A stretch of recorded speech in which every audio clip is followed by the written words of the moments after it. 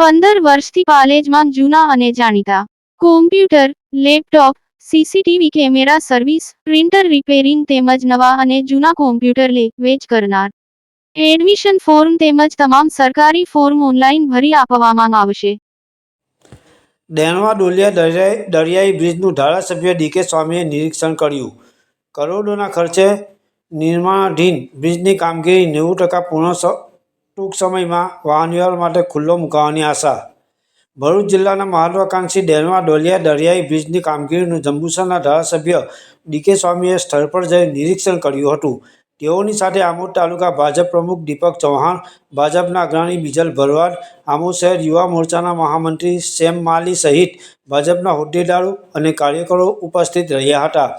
કરોડોના ખર્ચે નિર્માણ પામી રહેલા આ દરિયાઈ બ્રિજની કામગીરી લગભગ 90% પૂર્ણ થઈ ગઈ હોવાનું જાણવા મળ્યું છે.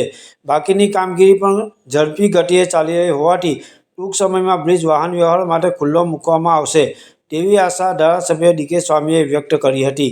ધારાસભ્યએ જણાવ્યું હતું કે આ બ્રિજ કાર્યરત બન્યા બાદ સમગ્ર વિસ્તારના લોકો માટે પરિવહન વધુ સરળ અને ઝડપી બનશે.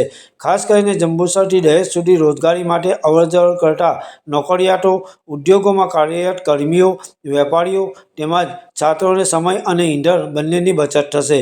લાંબા અંતરની મુસાફરી ટૂંકી બનતા લોકોની સુવિધાઓમાં વધારો થશે અને માર્ગ અકસ્માતનું જોખમ પણ ઘટશે. આ ઉપરાંત ડેણવા ડોલિયા દરિયાઈ બ્રિજ શરૂ થતાં ભરૂચ જિલ્લાના દરિયાકાંઠાના વિસ્તારોને નવી વિકાસ ગતિ મળશે. દહેજ ઔદ્યોગિક વિસ્તાર સાથેનું જોડાણ વધુ સુલભ બનતા વેપાર ઉદ્યોગને પણ પ્રોત્સાહન મળશે તેમજ સ્થાનિક અર્થતંત્રને નવી દિશા મળશે. સ્થાનિક લોકોએ આ બ્રિજનું કામ ઝડપથી પૂર્ણ થવા બદલ સંતોષ વ્યક્ત કરી વહેલી તકે બ્રિજ જનતા માટે ખુલ્લો મૂકવામાં આવે તેવી માંગણી કરી હતી. પાલેજ ટાઈમ્સ, ભરૂચ.